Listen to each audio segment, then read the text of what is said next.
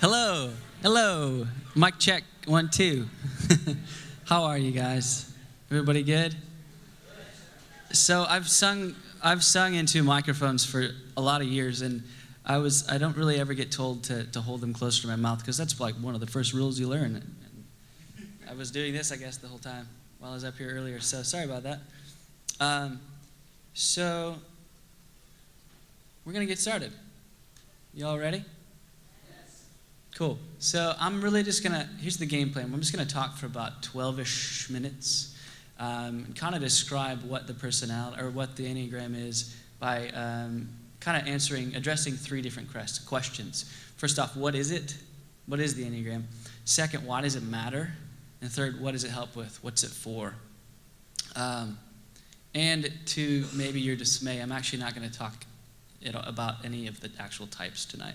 You're going to have to come back for that. There's a really good reason for that. So if you have any questions about this, if you completely disagree with me, just shout at me and say, that's not right. I'm just kidding. That's a joke. You guys can laugh. But if you have any questions, feel free to hit me up afterwards or shoot me an email. So here we go. I'm going to kind of try and stick to my notes too. Majority of this is me, but I just don't want to go too off base here and go too long, but I know this stuff. Just don't want you to think I'm reading all of it. But here we go. So the first question, what is the Enneagram? This is really important. The word Enneagram comes from 2 different words in the Greek. Ennea meaning 9 and grammos meaning a graph or a written symbol. So the Enneagram is a 9-pointed symbol then that identifies with an ancient body of wisdom, sort of mixed with modern psychology. Its roots, and I say its roots because it's not the entire version of what we have today as the Enneagram, are somewhere around 3,500 years old, which is crazy, right? I'm not going to get into any of the history, but if you want to know more about that, I can direct you in that way. But the Enneagram is a map of human development represented by 9 distinct types and their strategies for relating to the self. Or you can think of it more simply as sort of 9 different lenses by which we are taking in the world and processing what we see. There's actually, one of the things the Enneagram speaks to is that the fact is that you and I are not our personality. We're more than that. Personality or persona in Latin just means mask. It's the way that we use, it's the way that we've each developed over time ways that we're coping with life because of how we've been wounded in childhood. A friend of mine, he describes it as the Enneagram is it describes 9 different ego set of coping addictions wrapped around a childhood wound. Another helpful maybe way of thinking about personality is you can kind of think of it as a cast. Say you break your arm, right? You need to put a cast on because that's the way you heal. It's very similar to personality.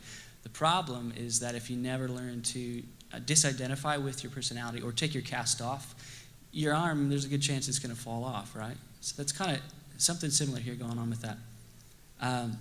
So our bodies and our minds are naturally prone to protect us. And this is a gift. One of the more fundamental parts of what it means to be human is that we're wired for survival. There's an unconscious part of us sort of living our life on our behalf. And even now, like, you're breathing in air, and your heart is beating. And how many of you guys were present to that until I named it? Anybody? Oh, that's good. So personality is what protects us when we're young. Now, the Enneagram world kind of looks at 3 different things that inform the version of the type that you'll become and that are honed in around the age of 4 or 5 that speak to the number or the version of the number that you will be the rest of your life, which is crazy. So these three things. First off, your genetic predisposition. The majority of the Enneagram world believes that you are predisposed genetically to become the type that you will be the rest of your life. That's crazy. Anybody else think so? But there's a lot of content and a lot of study that has proven this now. The other 2 things are environment and your wounding in childhood. The Enneagram teaches that as babies, we're born into essence or as our truest, purest, unconditioned self. But again, as I mentioned, based on how our mother and our environment aren't able to perfectly meet our instinctual needs, we kind of perceive this lack and experience it as an incredibly painful sort of disconnection that forces our truest, purest selves to get covered up or covered over with personality for our protection. Does that make sense? What happens then is we begin to over-identify with our defense mechanisms or our coping mechanisms that we need in childhood. And these things keep us from experiencing, again, the painful loss in childhood. But we begin to believe that these are who we are, these coping mechanisms. So, some people ask, I'm just one type the rest of my life. That's interesting. That seems to put me in a box, like we said earlier. What about the fact that human beings can change over an entire lifetime? And I think that's a really great question. But what the Enneagram gets at is the motivation behind your behavior. So you probably will have all of the behavior of every type. But the thing is your motivation never changes. And that's how you'll align yourself with one type. And I said this earlier, Matt, you asked this, but the Enneagram doesn't put you in a box. It really doesn't. It does show you what box you're in and then how to get out of it. And depending on your knowledge of the Enneagram or what you know about it, there's this thing I wanted to kind of debunk with you guys. There's a difference between personality and Enneagram type. And the way that the Enneagram gets talked about a lot, with its massive popularity growing so quickly, is those kind of two things get meshed together and they make it really confusing. And I think it's actually what causes the stereotyping. There's a difference between personality and Enneagram type. Personality is specific to you and you and you and your experiences. Enneagram type is one of the major things that influences your personality. It's sort of an organizing focus of attention. So a lot of people say Enneagram personality type, and that's kind of confusing. That's, it's one of the ways that people stereotype each other, and why somebody might say, well, if you're an 8, or, this guy in power is an 8, there's no way I'm an 8, right? But that is still viewing it as a personality, and it's not. It's an organizing focus of attention that influences your personality. Hope that's helpful. Next question. Moving on. Why is the Enneagram important? Why does it matter?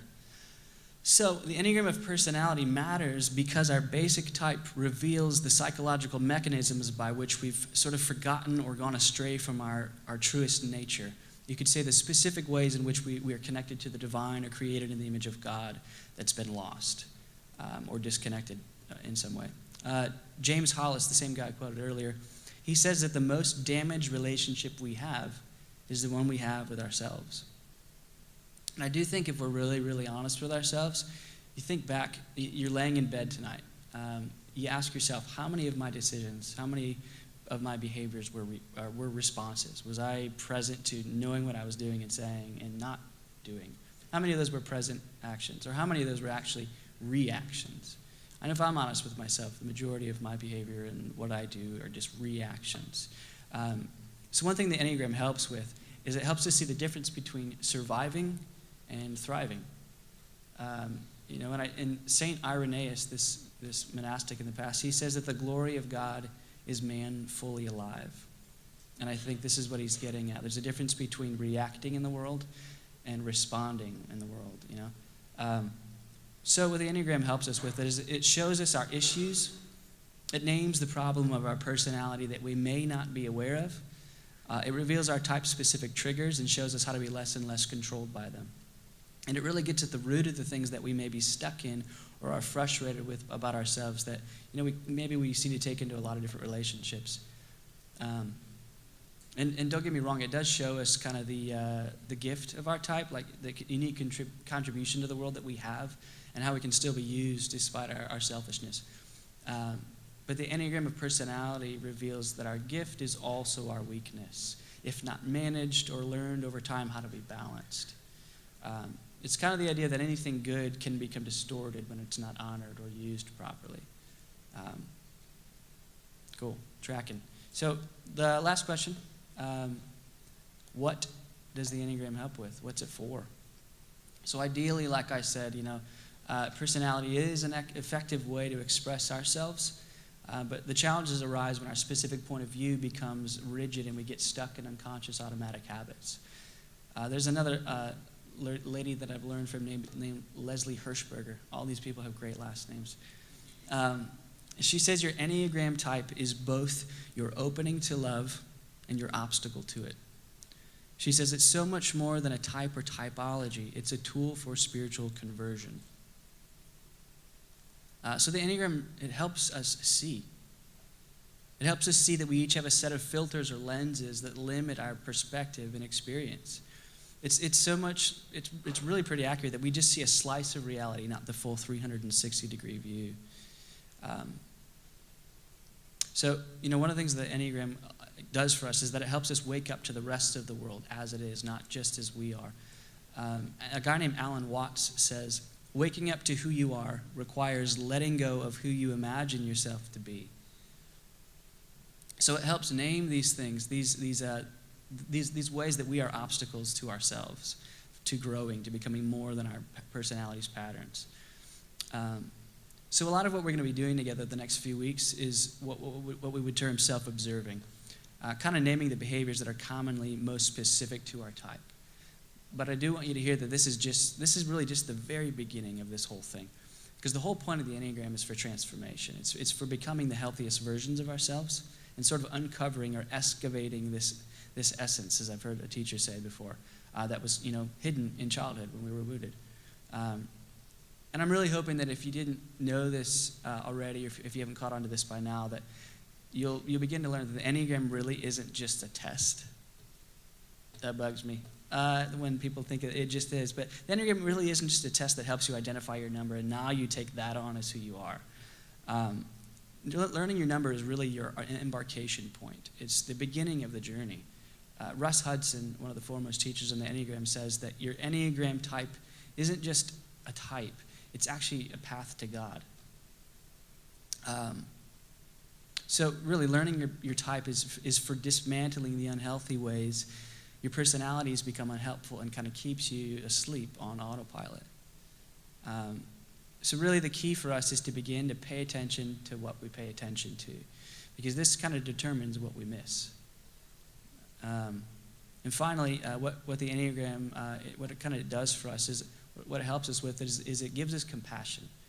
That's another massive part of this whole thing. It gives us compassion for greater understanding of who other people are and who we are, so that we don't have to judge ourselves, that we don't have to judge other people. And really, negativity is kind of what keeps us stuck in our patterns. Positivity doesn't do that. It opens us up. And so compassion for ourselves and for other people is a massive piece to what the Enneagram is for.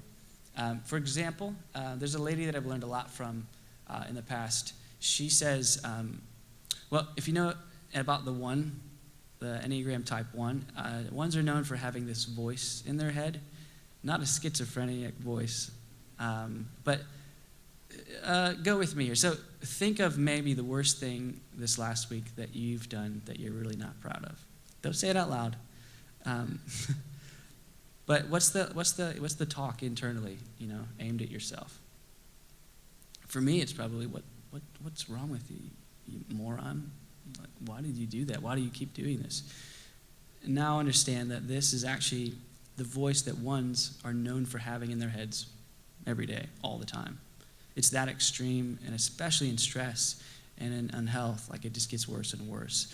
So how much more easily can we be compassionate towards understanding, like that kind of behavior could produce someone that is very judgmental, but how much more compassionate can we be towards someone when we understand their behavior isn't so much so aimed at us. It's them having not dealt with their stuff yet, That's really painful.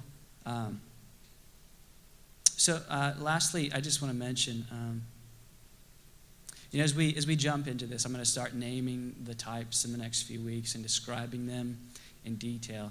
But one thing you really got to know is that this isn't to be used as like what I've heard as a sword or a shield, sort of an excuse in defense of your behavior or judgment towards other people. Because it's going to be super, super easy if you haven't already done this to be like, oh, you're such an 8 because you're doing all that. That's not what this is for. And I would really hesitate you against doing that. And lastly, let me just say this.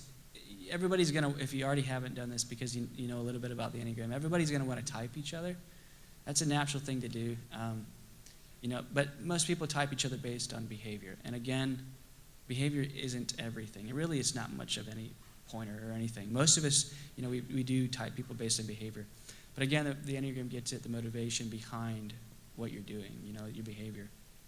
And you can and probably will have all the behavior of all the types, depending on the season of life you're in. But we really have to be careful because we don't know the season of life that someone's in that is producing this kind of behavior. So we really can't correctly analyze someone based on behavior. I just would very, very much caution you about that. That's kind of what I want to get at with you guys, just kind of describing the Enneagram in those different ways by answering those few questions. And we're going to get into the types the next few weeks, but someone's giving me a phone call. But I really appreciate you guys listening. I know I said a lot. Maybe some of it was confusing, I don't know. But I'd love to hang out afterwards. Matt's going to come up too and say a few things. But thank you guys for listening.